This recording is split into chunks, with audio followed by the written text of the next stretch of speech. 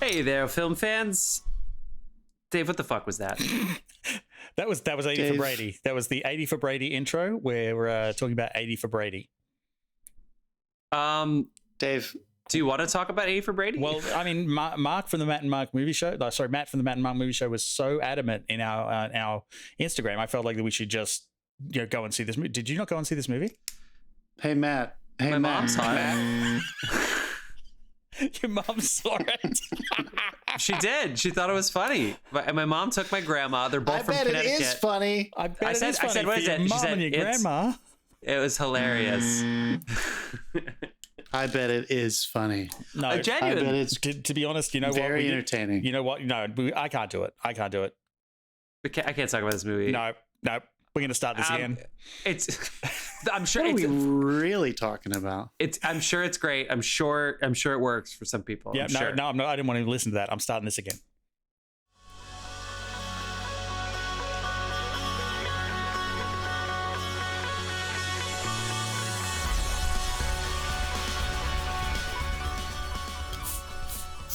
Hey there, film fans. I'm Jeff. I'm Dave.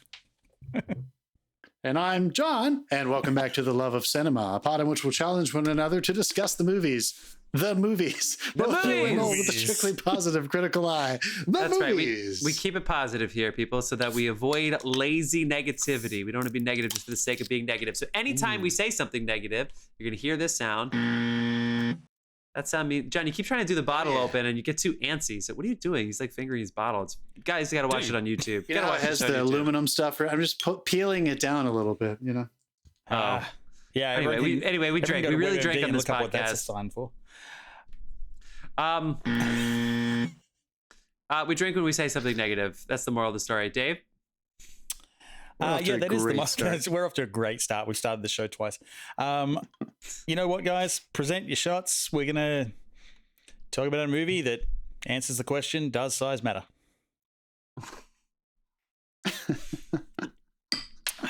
Another size joke for Ant-Man and the Wasp, Quantumania. Oops, all I had. Ant-Man and the Wasp, Quantumania. There's not enough of them in the script. Yeah, I mean, We had I to make could one too. I keep just buzzing Dave now. John knows me. yeah, I could have said we could talk about a movie that begs the question: why isn't your fucking face in the same aspect ratio as the movie?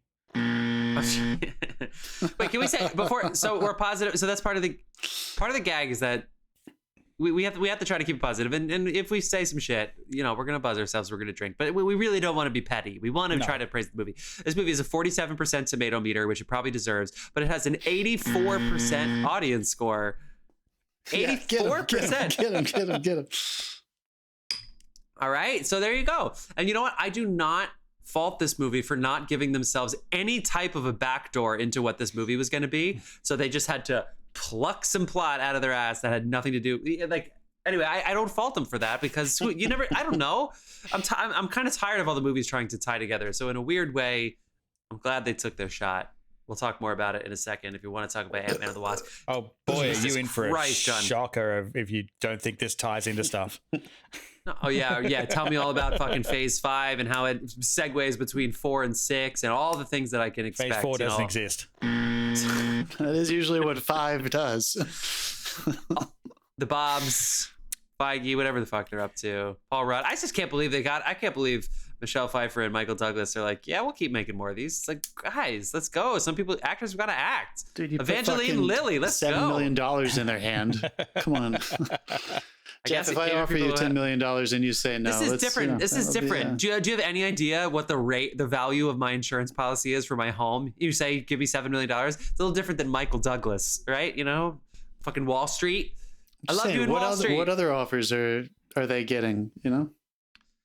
Not for better or for worse. I think they're great actors, but we should talk about Ant-Man and the Wasp Quantumania soon. But if you're new to our podcast, we try to keep it spoiler free for a couple of minutes, which I think we're living up to so far. Yes. At the end of the episode, we'll tell you what we've been watching in our segment, What You've Been Watching. Let's give you our recommendations for the week. We're up all night thinking of that name. And if you're in a rush, if you like to economize, this is going to be my phrase of the day. If you like to economize your podcast, shade him. He's not listening to this one. There's no way he's going to this one. If you want to economize your time on the podcast, then scoot ahead. We just had to get some shit off our chest at the beginning here with our gripes of the week and our sponsor shout out that we sort of forgot to do last time because we already talked about Dastmalchian. But who's our beer sponsor? Can he please come back? Can we see him again? I miss him. I miss his Carlos beers. Barroso. We miss you, Carlos Barroso. Mr. Carlos Barroso, ladies and gentlemen, the one and only beer sponsor of the Love of Cinema podcast. You can find that gentleman's Instagram. He is at cbarrozo.beer, CBARROZO.beer, if you want to follow all of his beer making shenanigans. Carlos, give me free beer. And the music on this episode and every single episode is provided by the artist Dasein. That's Dasein, Dasein, aka my brother. Now we're shameless you can about find it. that guy's music. We're at the point in the podcast where now we just say it out loud. Are we allowed to ship beer across state lines? Is that a thing? I don't know. I still have John's beer boot from Matt and Mark Carlos, last I want year. some. Dude, I still John, need it. Thanks for forwarding it.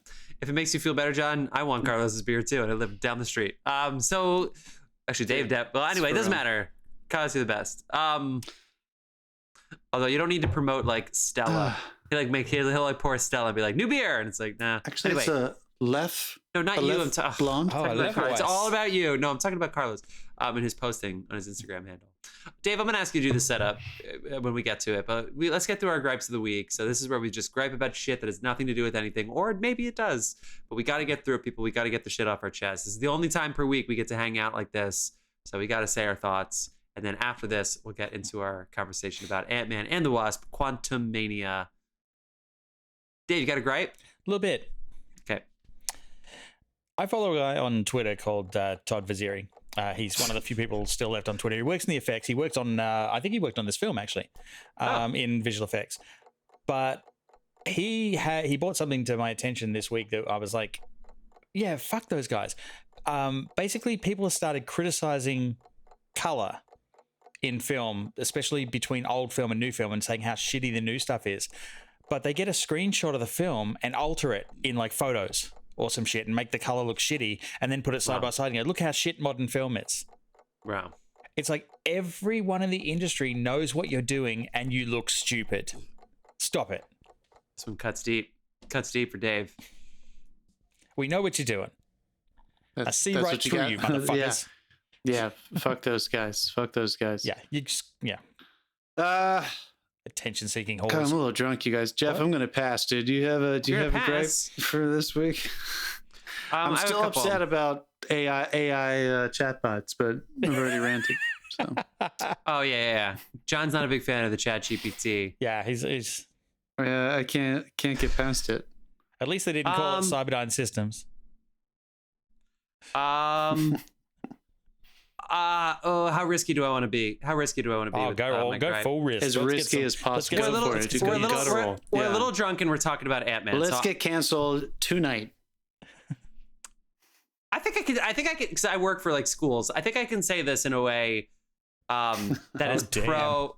I think I could say it in a way that they would see me as fighting for the. I can next glimpse generation. my future right now. About 9 o'clock tomorrow, I'm going to get a text saying, "Hey, can you cut that out?" Okay. No. I'm gonna go. Okay. So I know inflation and just supply chains and all this shit and yada, yada, yada, and all the prices are going up. And we all know deep down inside it's corporate greed, but we all like also think it's all these other things. And I feel like we're being way too respectful of companies when like gas price is really high, like 5 years after this inflation, anyway, whatever. Why are Nikes $180? We know they're made by children. We know they're made by kids. So if you sit there and be like, oh, the supply chain, oh, the costs of labor. Nope. No, it's not. That's not why they're $180. There's no way that it costs them any more than like $4 a shoe to make the shoe, and it's $180. And I know they're coming from around the world. I saw stats like Michael Jordan made more money per year from Nike than all of their workers in Malaysia combined. And right now, I would probably include LeBron James, everybody else in these categories. And I'm not, I understand there's problems in the world and I can't solve them on this podcast by shouting about this. But why the fuck are these sneakers $180? Is it just because we pay for them? Some of them are ugly too. One was on sale for $140, and they weren't even like LeBrons. They were just ugly ass Nikes. I don't understand why they're so expensive, and I don't understand why we keep paying for these things that we know are overpriced and made by people in nefarious ways. That's what I want to say. Jeff, can you make shoes? That's why they're $180, motherfucker.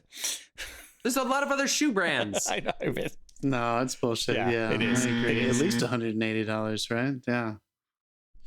I mean, You're so right. I sent a picture to you. I forget which threads I put it in, but these are some of the ugliest sneakers I've ever seen in my life. And it was like on sale for $149.99. I was like, for what? Oh my! Nothing about these are sexy. Like these are like if I bought those shoes, I'd be begging people to not have sex. Whole culture of like sneaker fandom where they'll like they have a black market for buying these fucking shoes and they're paying like twice retail as well.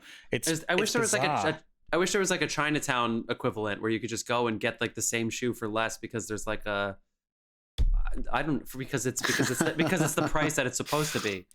Oh, you mean like oh my god? You mean America should create like Chinese knockoffs? Yeah. God, I almost spit my whiskey all over my new fucking computer, Dave. We should create Chinese knockoffs, you dickhead. That's funny. It's funny. Okay, people. Thank you. John, you sure you don't want to say anything? I can talk about like Chinese surveillance balloons if you want. No. Yeah, we got it. Okay. We're good. Right. Dave, I would love to. Dave is our resident Marvel and comic expert. Can I put you on the spot and have you set this movie up? I didn't mean to be too shady about it. I want to be positive. I mean, about it, so I don't have anything open in front of me. And let me alley-oop this. Let me alley-oop this by saying I did not realize we were in phase 5. Until after I saw this. This is the first in phase 5? Yes, go. Apparently, yes. I thought Black Panther was the end of phase 4. I thought someone surely will correct me on the internet if that's wrong, because that's what happened last time. No, I thought Black Panther was the end of phase 4. I thought that was... yeah, I'm pretty sure. I'm pretty sure it was, yeah. Okay. But this definitely kicks off. I mean, if you want to tie in Loki dealt with the Kang character from this as well. I'm tired of including the TV shows. Can't they be separate like Star Wars used to be? It's like these are in addition. No, that's these are the news because like since Bob Iger's back, they're slowing all this shit down. There's going to be only like 2 TV shows released this year. They're slowing the movie production down. They're slowing the TV production down. They're slowing it all right down so that you get that anticipation back. You just gush yourself. All hail the Iger. John's just gushing Iger, really, for slowing down. He's like, yes! It's the best fucking news I've ever heard. Yes! But yeah. Honestly, dude. Jesus Christ. All right, where were we? I'm lost. I don't know. You were saying now that Bob's back, you're slowing it down. Yeah, that they announced a whole different. What are you saying? I think the Marvels got pushed back to like November now. That's going to be like Kang. You were talking about Kang. How Kang was introduced in Loki. Kang was introduced in Loki. Yeah, but this is the official beginning of Phase 5, as far as I know. So this is the start of what eventually builds up to like Secret Wars and the Kang Dynasty films, which is going to be, I think, the end of Phase 6 or some shit. I don't know, but like it's going to take. All I know is it's going to take longer than it was originally going to take because they slowed everything down. Really? So you know what? I'm good with that. I'll go and see it when I'm 60. Whatever. Okay, so I said this really quick. I said this about the Christian Bale character, where the movie was bad, Love and Thunder, but no, it wasn't bad, but it certainly wasn't good. It was bad. It was bad. But the Christian Bale character, the Christian Bale character who has the ability to destroy worlds and universes and galaxies and gods somehow wasn't the supervillain. Somehow was just a one-off sequel villain. And now we have Kang, who is now the official new villain who comes in as a sequel. It's very interesting the way they're introducing our villains. The villain of like Love and Thunder was the editor. And Kang came in Loki, right? Did I have that right? Or Kang did come in Loki. He was meant to have a quick after credits scene. At the end of Loki, it was like just to introduce the character, but the performance that they shot of him was so good they dedicated the entire final episode to him. Yes, and I remember hearing that, and it was good. It was good. Oh. He did, I like the idea. I like Loki. It was a very out there performance. He did speak. Well, he talks about the timelines and things. And I was, that makes sense. That's cool. No, So it was like a whole. Okay, so he literally like it was his full character. It wasn't just like sometimes they tease a character. No. There's many different versions of this character. This character turns up in so many different iterations. Did you say for the after credit scenes, which we'll talk about later in spoilers? I did. Does he have a different accent as every version of himself, or sometimes just in this movie? No, everyone might have a different. That was hard to follow. I wasn't quite sure what was happening. By the way, this is not a spoiler because every news article is talking about how Kang is like they're really trying to promote John. They want us to fall in love with Jonathan Majors Kang, and they're talking about how he's the new villain. They want everybody to know this. Ant-Man, Quantumania. basically changes up the Ant-Man formula and Does it? sucks the entire family down to the the quantum realm, where Bacteria. they discover an entire new civilization, and they discover Kang, of people who has of people and of small blobs people and that are things with bacteria. holes and stuff like Yeah, that. But for sure. that's about the best I can do to describe it. It's an oops film. It's oh, I forgot to tell you. Oh, we fucked up. Oh, now we need to solve the problem that we created, and that's the film. No, I mean, I'm exaggerating, but it's like it's somewhat isolated in that sense. yeah, right? it's not the traditional heist. What do you mean? thing. Give me the context for that. Michelle What are they Pfeiffer. acknowledging that they? No, it's a character oops. It's That she was the sucked oops is in? built into the story. Well, Michelle Pfeiffer had information that she had yeah. apparently not shared in the 4 years since the last movie. And so the daughter apparently is a nuclear physicist and can, fuck around with. She must have been on the beach in Old. Dang, that's good. Quantum physicist. Quantum physicist. That's Yes. what it is. And made a connection to that world. Michelle Pfeiffer did mention that would be a problem, and they all get sucked in, and it's essentially all the daughter's fault. Not that Sounds she knew, hot. but it's not like Yeah, it's not like oh no, there's a problem that affects humanity and we have to stop it. It's like it has nothing to do with the rest of the planet except until we find out the way that it does connect. Does that make sense? Am I making sense with that? We would have never been there if they didn't just fuck up.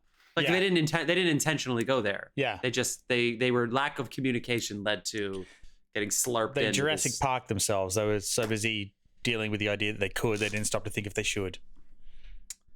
Yeah, but at least that they had a goal of what they wanted. In this case, true. all of a sudden they're there and they're like, shit, we need to get out of here. And the Yeah. whole movie became, how do we get out of this place that we just went into by accident? All right. Which I'm not saying is the fault, but- Let's go around the messiest horn. intro. And how did we like this? I'll go last. No, it was brilliant. Yeah. You want to go last? Yeah. Jeff, why don't you kick us off? You never go first. So I think I view every Marvel movie, I really hope people stay to listen to this. I view every Marvel movie with the scale of how fun is it and how stupid is it. I do, and I say it shamelessly, and every single time. I don't know. I don't need to defend that. I mean, this Paul Rudd even admits in public all the time. He's like, we don't need to worry about me too much. I'm just Ant-Man. And of course, he's joking with it, and it's all fun. And in the first movie, the way they have like Hot Wheels cars like crashing and stuff, they are aware of this, and it's a good touch. They could go funnier and sillier with it, but they don't want to. They have a nice little touch so that the important things can be important, the funny things can be funny. It's still a little plotty for me and a little scripted, but for this movie, I think the fact that the plot was annoying me. That like Michelle Pfeiffer knew the plot and just wasn't telling us the plot. What's happening here? She knew everything, She knew exactly what was going on, and she was just like, I can't tell you. There's no time. Oh yeah, you have dinner plans? So anyway, like, whenever there was a funny moment, Just a lot of hard on the fence on this one. I'm hard on the fence. No, I'm on the side of like I don't think it's great, but I want to keep talking about it because I understand that it's important to the if this had nothing to do with anything else, I'd be like no,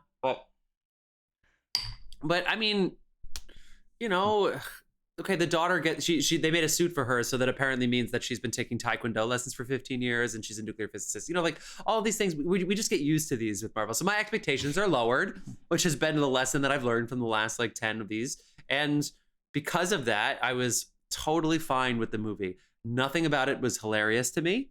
But when other people in the audience started shouting, I love Ant-Man, which I don't even know if they were serious or not, I was like, that makes sense. I mean, they clapped for Nicole Kidman too, so it's hard to read. But there were some funny things. There were some of them were a little spoon-fed. The Walking on Sunshine kind of bit that Paul Rudd does is fun. The book thing was, it's all done with skill, I guess. It's just I think that Are you just sick of this shit? Children. Is that where you're at? Yeah, that's why the Bobs are slowing things down. They understand. Yeah. Even though they're making a lot of money, they understand. I have to go see these by myself now. Oh yeah. Anyway, I guess that's not a very clear description of what I want, but it's clear enough. John, what'd you think?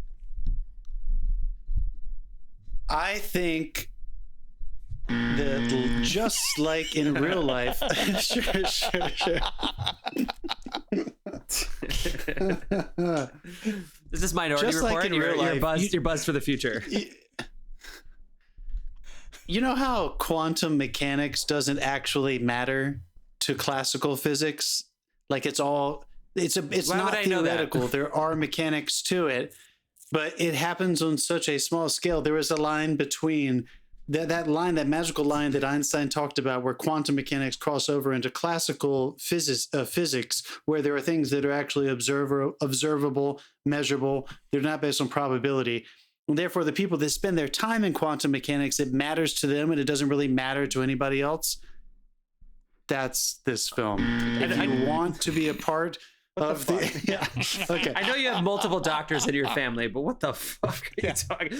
You think anybody who saw this, anybody in my theater, do you think they would understand a word you just said? Anybody that I saw this movie with? Jeff, I'm trying to be kind. I'm trying to be kind. If you want to get into the nitty gritty of phase 5 of the Marvel movies, this is going to give you probably what you're looking for. Tons of green screen, crazy animation. They don't treat you with a lot of respect as an audience member. Yeah, sure, there are humans down here, and we don't need to get into that. We had the straight up cantina. There's so much Star Wars. Sure. But I don't want to be just an asshole here, because I think people who want to go into that are probably going to have fun. I'm going to be both. If you're someone who is more on the outside, and you only see Marvel movies when somebody tells you, no, trust me, it's one of the really good ones. You can watch it and not need to know absolutely everything. This is not that movie. This is a movie that is deep into the phases. It goes and does something that, Jeff, as you're saying, is basically inconsequential to everything that's happened before.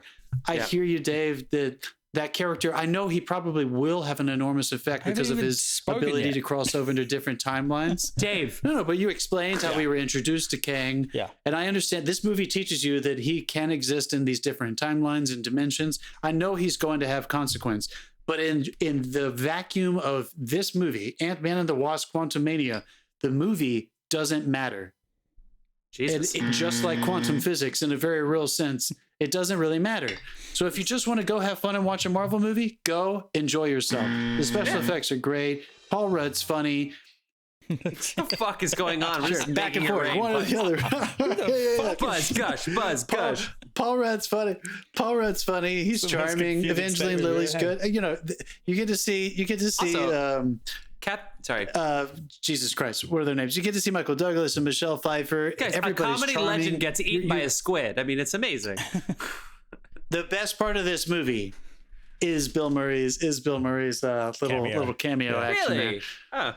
But ultimately, I will say, if I'm being totally honest, just as I have said with the past 2 years of these movies, I just don't care anymore. In Marvel, I was a fan.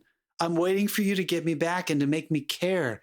And I care less and less. And I don't know what that says, because I'm not some cynical asshole. I liked a lot of the early movies. I did. I am a pretentious fuck that will watch Bergman films and also really enjoyed some of the early Marvel films. Please make me care again. Make me care again. Dave, what'd you think? I had a very different reaction to this film, mainly because I was so bummed out by Thor and Doctor Strange and the limitations imposed on those, and the fact that they just didn't really work for me. I just reset myself and I went in. I did almost nothing except for Kang was in it. Yeah. From which I'd seen Loki. I enjoyed his performance in that final episode. And I came in and I just kind of had fun. Yeah. And this was fun. It took the piss out of itself as much as it could. And then we got into like the massive green screen stuff. And I just want to say fucking hats off to the creature designers teams on this. Sure. I want to know were like drugs involved in the pitch sequence, because holy crap, so. There was some. Yeah, how do you even begin designing all those creatures? There was some stuff you would like. Who the fuck thought that up? But you know, it's Ant-Man. I enjoyed the first one. I enjoyed the second one. I will say one thing I really did like was occasionally when he went huge, like he went large, they made the CG look like models. And that's kind of clever. There were bits where he was giant and he's like kicking shit and smashing shit down, and they made it look like it was like a lens on a model camera, like on a camera you shoot like model tracks with, and that was a full nice CG shot. So like I appreciated the work they put in the CG. To be honest, I think this was the best written Marvel film in years. Low bar, but yeah, I would agree. Yeah, for sure. Why am I getting buzz for that?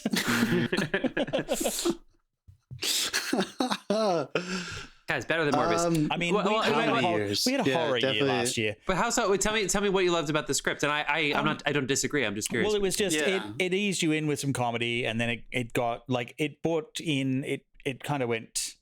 Yeah, you know, it did the Fast Sonic X. 2 thing where it started in the dark place. No, it brought in the family as a whole instead of like as the previous ones were a heist film. So because it was a family who's just gotten back together and they're all happy and everything's going okay, it was kind of, you felt for the family when they got pulled in. Like the stakes were raised a little for me, but also like the fact that Cassie is losing faith in her father, and it's about her him finding his energy again and her regaining that faith, and also her own, like in becoming her own superhero, because that does happen. I think in that case they're setting up for Young Avengers, but we'll see. There was a lot packed in here. Like, not going to say. Jeff, can you please stop clicking on stuff? What the fuck are you doing? Stop. I'm not clicking on anything. Who the fuck's clicking?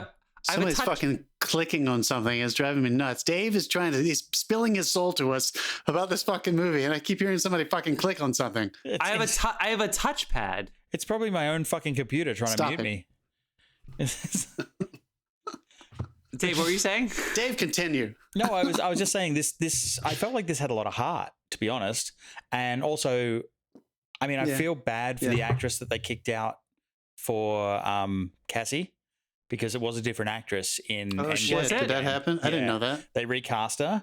Oh, but she was young though. She was young. No, she wasn't. She's grown. Kid. She was fully grown because he disappeared for 5 years with the blip, and he came back and she was and so they cast this one girl. Awkward. And that poor girl, like, I can't remember. I think she found out when they announced the casting, and Catherine Newton got to go. God, dude.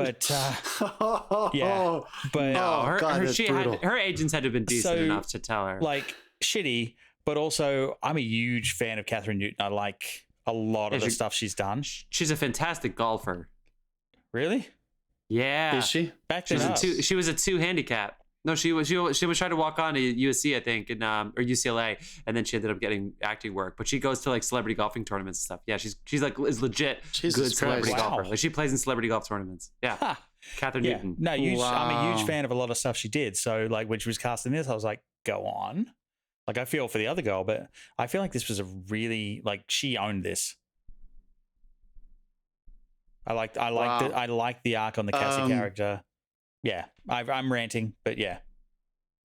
Good. No, it's great. Let's get into it. Let's turn on spoilers, because let's go. Everybody who's seen the trailer, and we've all seen the trailer, they go there, they get in Quantumania, and then we can kind of start talking about what's actually happening. Let's get into it. Okay, so I'm going to fire off spoilers, and first of all, we're going to talk about the elephant in the room. MODOK is fucking weird. This is Mark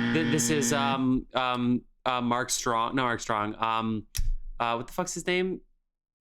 God damn it. I mean, I get it. It's why can't I remember his name? No, that was great. I loved that character. It's guy from House of Cards, right? Yeah. God damn it.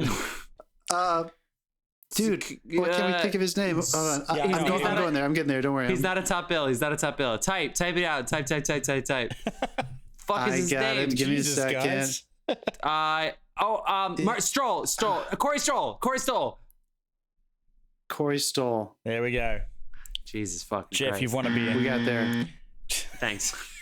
Appreciate it. Wow, he's so low on the list. She said. Weird. And I'm sure he doesn't have a. Does he have a character name after him now? Because I'm sure they kept that a bloody secret. But yeah, it was.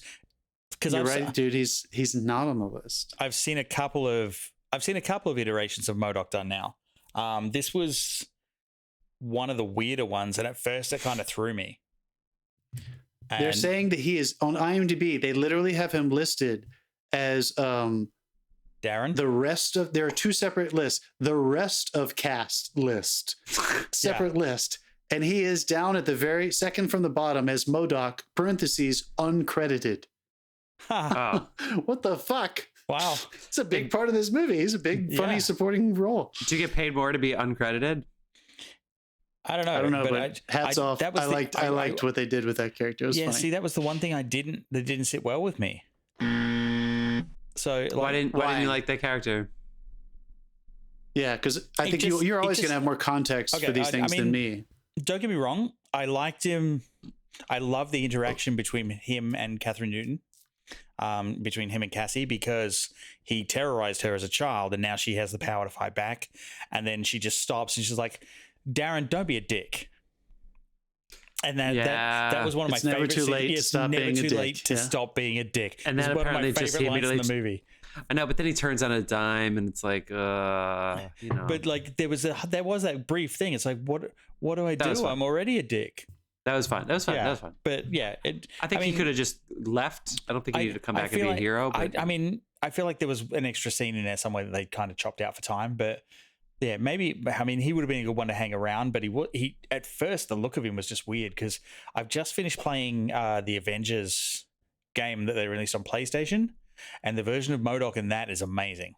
It's a guy who gets exposed to Terrigen mist and basically turns into an Inhuman, which is it's something they haven't mentioned in Marvel they mentioned very rarely in Marvel, because Agents of S.H.I.E.L.D. did it and they're not officially Marvel. But he slowly mutates into, like, his body shrinks and his head grows and he slowly mutates into this thing and has this giant fucking robotic multi-arm thing he flies around. That characterization and that storyline was better for me than this.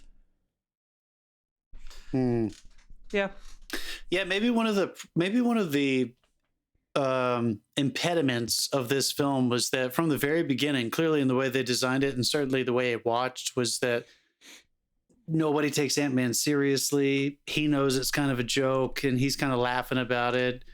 You know, that the way the whole opening, and I guess there's a. I mean, we're talking about fucking quantum realm epic defeat timeline. These are big things, and yet the stakes always feel low when you're dealing with Ant-Man, just because of the tone. And I understand that Paul Rudd is funny, dude, and of course he was believable in every shot. You know, I'm not saying that he didn't perform well, but because of the way that they present Ant-Man in the canon of Marvel, there's just always a piece of me that doesn't take these very seriously. And I don't know, am I supposed to take it seriously and I missed something? Because I just went back and I didn't. But that, I mean, and you know what? Maybe that was what didn't work for me, was that you had the one hero who I'm not supposed to take seriously, and then the next big supervillain. And so therefore I kind of just told myself, like, I know if this is where Marvel is going, we're not supposed to treat this like drama anymore. It's something else. It's not sincere drama. It's also, you notice he doesn't get his hero moment until the last 20 minutes of the film. Like it's Michelle Pfeiffer having a hero moment. Yeah, it's spread a little thin. Yeah. It's like what's his name? Hank Pym having his hero moment when he rushes where it comes in with the ants. It's Cassie having her development and hero moment. Even like Evangeline Lilly doesn't really get much of a hero moment. This is more about the other three. Yeah, Evangeline Lilly is surprisingly, because she's important and she's good in these movies, and like that's how you punchline. That was in the trailer and stuff of first movie. She's good, but it is funny that she's in the title, and I also feel like they don't really let her earn that title role. You know what I mean? Yeah, I agree. There's not a lot of perspective. She got a moment in Ant-Man and the Wasp, the original one. She had a moment there where she was able to establish herself as, like, this is what my character is, and they've used her to average effect since. But again, she got a little bit shortchanged in this. Paul Rudd got shortchanged in his own movie. Yeah, they're spread a little thin. I mean, you know, they're Boba Fetting. They're Boba, you know, I love this our new thing. They're Boba Fetting Paul Rudd's character. I mean, it's spread a little thin. Can we talk about Paul Rudd's IMDb picture? It's incredible. Are we calling vampire? Like, it's beautiful. Yeah, it's very vampiric. Yeah. Yes, it's a good one. It's that close-up photographer that's so famous. Yeah. Shout out to Katy M. O'Brien as Jentora too. She's a badass. Every single time she's on screen, you can tell people in the audience were getting hype. Just fucking abs and just, you know, beating the fuck out of some bacteria and stuff. Yeah. I guess this is. I was thinking about this while I was watching it, because I was very comfortable in this beautiful Dolby theater, and it sounded great and it looked fucking beautiful. And I did 3D, as I've done for the past 5 to 7 Marvel movies. I kind of just started thinking in the middle of watching this, like, why am I here? Why am I feeling a little disconnected? Yeah. Who am I? And I was saying, like, why am I feeling a little disconnected? And I think Tony, look, of course, all these are fucking literally unbelievable. You know, none of this is supposed to be actually believable.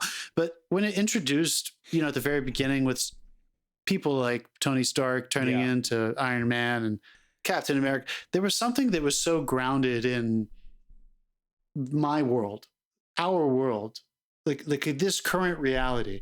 And I'm just curious what it feels like as writers, and you're developing these big stories, and you know that what you're fighting against the entire time is that we're no longer dealing with this reality, this timeline. So there's already a disconnect from the audience members who are sitting in that reality and maybe what you're trying to show them. And I think as much as they have tried a few different angles to try to get some kind of emotional reaction from us with this new approach, and I'm still, I don't know. I guess I still am feeling confused about why they haven't abandoned it. Like, Dave, do they feel like? Do you think they're set in stone because of the comics? Because this isn't working. They can't. I don't know how else to say it. Well, I mean, the thing is, again, it wasn't working because for a good 3 or 4 years there, you had a CEO of Disney who was focused on streaming. And they basically, he interfered in the movies. That's true. He focused entirely on streaming. He pushed through so many shows that were rushed. He let go of the movies. I think he gave too much the rope to the people making the movies. No, he didn't. That was the problem. He like they were making decisions for them. And Iger came back and went, okay, we're going to scale back on the TV. We don't need as much focus on the streaming stuff. And the people making the movies will make the decisions on when it's releasable and when it's, what length it needs to be, and that sort of handed that back to the filmmakers because it was getting meddled with at some epic fucking level. I thought Feige was a good intermediary. Dave, do you think he wasn't? Feige was spread. Do you think there's like when they announced all these fucking shows? Feige was at one point was doing 6 projects at once. He was spread so thin. No one can focus on 6 projects at once. I don't care how good your fucking assistants are. Like you're gonna need a lot of this. Yeah, sure. Yeah. I mean, he's busy. Yeah. Dave, can I ask you a question? Is there a way? Like, I just don't know enough about like comic book culture. Are there different graphic novel versions? You know how I've heard of some comic books that have like totally different timelines, or like this one takes place totally outside of this. Is there a way that they could just hit stop and start releasing movies that maybe have nothing to do with this sequential direction they've been building in? Because that's I don't know. I really am curious. Like, can they just? Why they appointed James Gunn CEO of DC? And he like wiped the floor. Can Marvel do that? I don't think so. Can Marvel do that? I don't think so at this point. Not when they've got an announced slate 5 years in advance. They're committed to Kang. Do you know a single person? Do you know a single person that is enjoying where they're going? They are now, mainly because we've got Kang floating around. I think they're doing a good job promoting Kang. It's going to be a good thing for about 5 years. Not necessarily. I think not necessarily in the context of Ant-Man. But this guy does have a serious part to play. He kills a few people, and if they follow the line, you're gonna see. I think the role is their contract is up. The role is really good.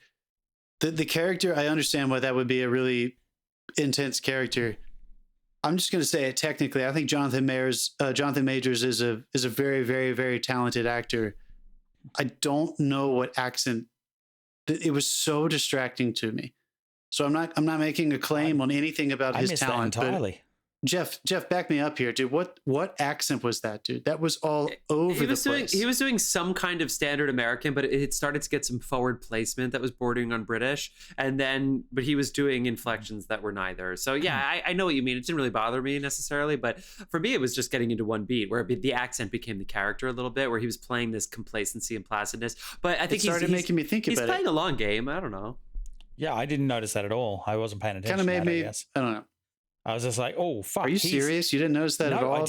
I didn't because he turned up and he was really vulnerable. I've also seen him do that one scene in Loki as well, so I was already on board. Mm-hmm. But then does Kang have an accent in the comic books? Like, why didn't they just tell him? They just don't do that, dude. Just be yourself. No, Kang doesn't have an accent. Just fucking talk like a normal human being. The comic books don't have sound. Yeah, he was going with some kind of. I think he was going for standard American. I think that's what he was going for. Yeah, like the RP American or whatever they called that. I didn't notice a single thing about that. I just couldn't stop watching him. I was watching what he was saying, how he was saying it. but I never noticed an accent. I was more about this guy at some point, it's going to come out that he's completely fucking unhinged and he's going to start fucking disintegrating people, and I got my payoff. I actually think they overused him in this. If we're being critical, which we are here, and because I liked him too, I think they overused him so that by the time he gets to that line, like, it's only just begun, and I was like, I wish it wasn't only just begun. I wish we were winding it down because we got to get this thing going. You know what I mean? Because he had that good moment where they, with the he finally gets the little. What is the device called? The core, whatever. Yeah, it was the called? core, quantum core. And he gets it, and it's great. I'm not saying it's bad. I'm not complaining about this. But then he goes and he brings Michelle Pfeiffer back, and then there's the battle, and it's like there's just a lot of him. I think less could have been more. I think it could have been a little more. Hannibal Lecter, give him 11 minutes, and that would have been fucking awesome to build up, so that by the time with the ants coming at the end, we had the full on Honey I Shrunk the Kids. Like the only thing that would have made that more fun for me is if Rick Moranis showed up. It's like. Okay, it's just like I'm not going to buzz that because who doesn't want Rick Moranis to show up? Yeah, but it had the one-off feel. That guy who punched him in New York does not want Rick Moranis to show up. Dude, they formed a fucking posse here and found that guy. I'm pretty sure he's dead now. The guy's he fucked with the wrong person for sure. But anyway, that was fun. It's ridiculous, guys. The whole Jeff, thing I think you're totally right, dude. No, I think you're right. I feel like there was a little bit of me because I have not seen Loki, so I didn't realize that was going to tie in until the after credits scene. And there was a part of me that was kind of like, why are they showing me all their cards here? And maybe they have a brilliant, this was a bait and switch. Maybe there's some turn they're going to do that's going to be brilliant in a future movie. I have the list here that's coming up. We have Guardians of the Galaxy 3. Obviously, anybody who saw this movie saw that sweet trailer. We have the Marvels. And the raccoon joke still works. The whole audience laughs when they make a talking raccoon joke. Yeah. Still, years later. So maybe in one of these incredible movies, it's going to lead us into Phase 6, where we will get the Avengers, the Kang Dynasty, and Secret Wars. That's going to be absolutely brilliant. But one of my favorite parts about Thanos in the original ones was that Thanos sat on a concept that was really intriguing. I think Kang does have a concept that is intriguing, but the fact that I knew so little about Thanos was, it's not that the intrigue of how little, the mystery around him was what kept me going. It was that I didn't need to know anything about him. I got to care about the characters as I was moving through, the second Avengers movie into all their sequels and their thirds. And then when they introduced him to me, I was like, now I need to learn about him. I feel like they've introduced Kang so early that I don't know what am I possibly going to learn. Oh no, they've eliminated going to make me want to keep going. They've eliminated one Kang, like, because you haven't seen Loki. That was what opened up the multiverse. There's now infinite versions of Kang. There's like 3 really famous ones. That after credit scene, the first one was the Council of Kangs. But basically these motherfuckers 3 ridiculous accents. No. By the way, but also like I'm talking about the arena where there were like thousands of them. That's what I'm talking about. And there are. I mean, Yale School of Drama. Sure, buzz me all you want, but that was just—he's a fucking brilliant actor. Peyton Reed, dude, tell him to take it down a notch. Yale School of Drama. Paul Thomas Anderson had to tell Daniel Day-Lewis, Daniel, you might want to watch these dailies. You might want to watch them, and I think you'll see what I'm talking about. And sometimes you got to tell somebody that you take it down less, dude, less. I can't believe you're not commenting on it, dude. They were insane. The whole thing's insane, man. Dude. Russell Crowe's Greek accent was fucking crazy. Like, I don't know, they're just fucking rapid. And we called it out. And we were like, what the hell was that? He did so many characters that I just felt like he was just fucking around in a room. Like, I don't think he had a dialect coach with him every time. Exactly. Maybe more shit like that. I did too. I was like, what's happening? Even those shots at the very end and that post credits thing, I was like, is this a joke? Is this like all the characters he's playing in the arena? I don't think the credit scene was for you. That was for. Then who are these movies for? Is I guess what I'm asking. Like, are they for that one was an old fuck moment for everyone who's read all of the comics. That was what specifically that was. And for. Are we there now? I think that's where we're arriving. Are we there now where these Marvel movies are no longer for people who haven't enjoyed and read the comics? And I feel like that's a misstep on their part. Maybe that is a misstep on their part. I'll agree with you on that. What do you think Michelle Pfeiffer and Michael Douglas were talking about when they were on the beach for 4 years, when she never mentioned that she slept with a comedic legend multiple times and that she met a civilization of people underground? What did she? And the guy who reads minds. Coffee? And then Jeff, what would you be doing if you were on a beach for 4 years with Michelle Pfeiffer? I think. Look, you can only, you can only have a point. You can only sleep with someone so many times throughout the week. Maybe you can have a couple good days in there, but eventually on Wednesday you're like, can we just talk today? I would say they didn't talk about it at all. Though, There's a whole civilization down there. And also, come on, the thing with the hole is all of a sudden he could grow because he ate things. It's weird when you start introducing these things, but it was. I don't want to take it away because it was fun. I wish there was more Paul Rudd. I wish there was more Jonathan Majors. I'm pretty sure that character was. I'm not sure. I need to look it up, but David Dastmalchian was in there somewhere, and he was the Russian. That was him. Yeah, it was definitely him. Yeah. It was definitely him. I feel like it was them giving him a character to play with because he wasn't in this movie. He was on the Deacons podcast this past week. Yeah, love that guy. He's awesome. Is he in? Wait. I haven't rewatched the 1 and 2 in a long time. He's in which one? He's the Russian guy. He's in both of them.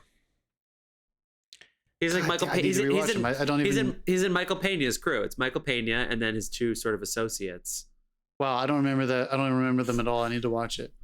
He makes the witch joke. He's like, do I? There's a witch joke. Or do I? Well, we'll talk. I will just say, Dave and I rewatched Elizabeth, my girlfriend. She said whenever she used to need to fall asleep, she would put on Ant-Man 1. That was her go-to elixir. You're made for each other. You're made for each other. You gotta lock it down. Go ahead and this one's for Elizabeth. That's fucking funny. David, I don't want to take anything. You have to watch it because you have to justify the swap where I give you Disney Plus and you give me Netflix and I don't want to take and HBO. I don't want to take anything away. I don't want to take anything away. By the way, Jeff, I got a notification that you signed into my Did you sign into my Netflix? So they're going to cancel our account? New York City? Soon, yeah. I got a new device. I got a new device. It's only my iPad. I didn't do the computer because I thought 2 devices would be overkill. Oh my God. They are totally going to cancel. They're going to freeze our account because it has to be on the same Wi-Fi network. I will leave when that happens. I will leave. It's not going to happen. Get a VPN. I don't want to take anything away from if you were into what green screen can do. Talk to Dave. Here's our person. It's right there. Hats off to the actors. Hats off to the designers. 90% of this movie is in front of a green screen or a blue screen. It's just really, really remarkable that they were able to make an entire narrative film inside of fucking stage with probably very few live active scenery elements around them. Probably just in the middle ground. They also used the volume for this, if I'm not mistaken, as well. They used volume? Okay, cool. Yeah, the shit they use on the volume, LED, yeah. The interactive background screen that they, because ILM was all over this. So I don't want to take away from that. Technically, as always, Marvel is, they're really pushing the boundaries of what we can do technologically. It's just such a wonderful time to be filmmakers and fans of film, where we can see that is not always enough. That we can put that cap on and say, like, man, this is incredible to watch and to listen to. It's so imaginative and so creative. And if that simple element of but why are we doing that isn't also just as impressive, you might find yourself getting a little bit distracted. Which I think, I didn't have anybody screaming, yeah, I love Ant-Man in my theater, Jeff. I think half my audience was like, this is really fun. And half of us are like me, and we see these movies and we still come to all of them, and we're going to have a good time in the theater, but we're wanting more. Yeah. I don't know. Dude. Dave, be honest with me. Should I watch the Loki series? Is that what's going to make me care? Loki is pretty good. Is that what I'm missing? I don't know. Give it a watch. It is kind of cool. They do some weird things with Loki's character, and that is really the first instance of the multiverse occurring. So it might give you some background, not necessarily on this, but maybe give it a watch. It's fun. It's fun. They put Loki in positions you have not seen Loki in. Let's just say. That sounds very sexy. Jonathan Majors went to UNC School of the Arts, and then he went to Yale School of Drama. I think he was there with our old buddy from school who was at the school. Yeah, I think he was there in 2016. Nice. He graduated. It might have been there at the same time. So he's a young guy, 33. He's got a future ahead of him. I hope this Kang thing works out. Future. I'm excited for Creed 3. Come on. I hope Kang doesn't define one of our young, impressive talents. You know what I'm saying? Like, I hope we look beyond Kang and realize that this young man. He's worked with Scott Cooper. I don't think he's doing just Marvel. I think he's doing other stuff as well. He's got an Emmy nomination for Lovecraft Country. Oh yeah, Lovecraft is Last Creed Black Man 3, in San Francisco. The Harder They Fall. I saw that. Yeah. Really, he's got it going on. He's going to be just fine. Oh, he's into Five Bloods. He's good. He's going to have a very nice fucking house in a couple of years. So good for him. Also, anything else about the I love the characters? guy. I think he's great. Yeah, he's cool. Nah, this is if you love Marvel and you read the comic books, I think you're gonna have a great time. Once again, if you don't and you haven't read comics and you're kind of like, I don't know if I want to see any more Marvel movies, I can't recommend this one, to be totally honest. I don't know if I'm going to encourage you to go to the theater to see it. It's a lot of money for you to take your girlfriend or your family to go see these movies. Oh, I agree. And you might want to just wait till this one gets on Disney Plus. Kids love it. It's funny. The kids will laugh. Take the kids. As a major fan of these movies, and I love them as an escape, I enjoyed this more than any movie I saw last year. Any Marvel movie, I saw last year. Well, yeah. For sure. Not necessarily more than any of the TV shows I saw last year. Black Panther was Loki and Ms. Marvel were a real true. fucking standout for me. And She-Hulk. Is that Marvel? She-Hulk was good. It wasn't as good as Ms. Marvel. Yeah. That was something special. Anyway. All right. Well, guys, I'm about to piss my pants. So let's wrap this up. Did you not go? Did you not go during our break? As possible. Why didn't you go during our break? I did. Because I didn't have to go then, and now I have to go. We recorded 2 episodes at once. Yeah, you gotta plan ahead. These things happen. It's like asking, why didn't you go before we left? I didn't have to fucking go. Like, all right, well, dude. Fuck you, John. All right, folks, that sound means that it is time for our final segment of the night, What You've Been Watching, where we give you our recommendations of the week and we tell you what we've been watching. Dave, what have you been watching? Jesus Christ. I used, besides rewatching 1 and 2 of this. It's been 2 weeks. No, I used all mine up in the last episode. So Lockwood & Co., you like Netflix? Yep, I did like that. Lockwood & Co. Netflix, yeah. We've been rewatching Vicar of Dibley, actually. We got BritBox this week. What? The Vicar of Dibley. Vicar of Dibley. Yeah, you got BritBox. Yeah. The Vicar of Dibley. Yeah. It's the most British title I've ever heard in my entire British fucking title life, I've ever fucking heard. It's Dawn French, and she plays a. What did you just say? The BritBox? BritBox. Yeah, it's BritBox. Yeah. Dude. Never heard of it. Basically, there's this small village, I want to say, called Dibley, where their priest is, their vicar is 100 and something years old, and he dies during the sermon. So they send them a new one, and it's a woman.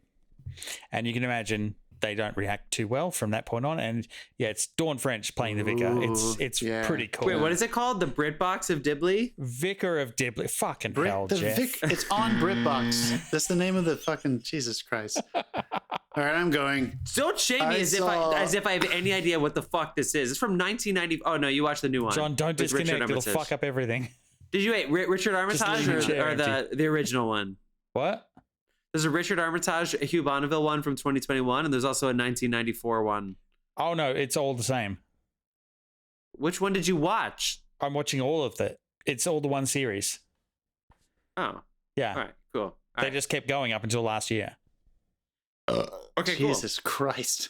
But they were only doing 4 episodes a year. Yeah.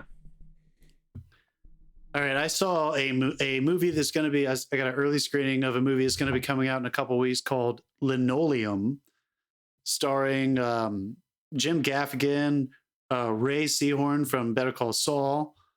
Kind of a sci-fi romantic relationship kind of drama, and it was great. I got to speak to the director about it.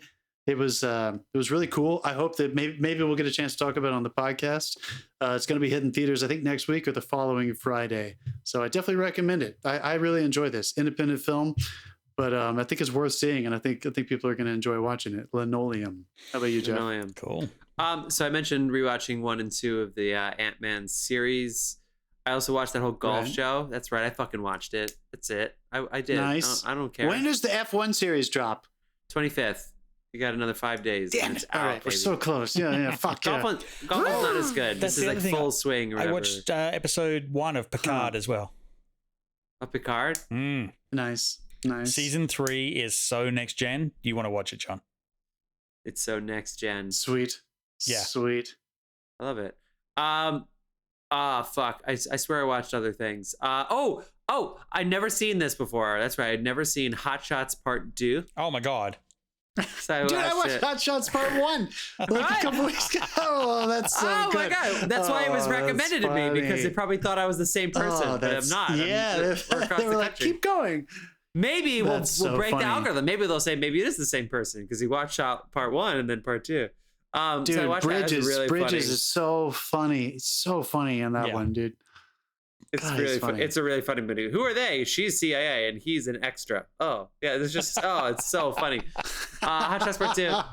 And then part of the All Quiet on the Western Front, and me just like, feeling like the guy who stabbed himself in the neck in the fork in All Quiet on the Western Front. I started Apocalypse Now again. I knew I was not going to watch the whole thing. I just like wanted to just see So in a good. fucking miserable state, I guess. I feel like I saw something else too. I always forget. I should write these down, but fuck it. I'll catch up at some point. We had 2 We'll weeks. catch up at Okay. some. Thank you so much, film fans, for paying Film attention to our fans. podcast here. Appreciate you as always. Gentlemen, thank you so much for a good episode. I'll see you next time on the Love of Cinema Good podcast. times. Like, subscribe, follow, give us a good review or not. Who gives a shit? Let's go.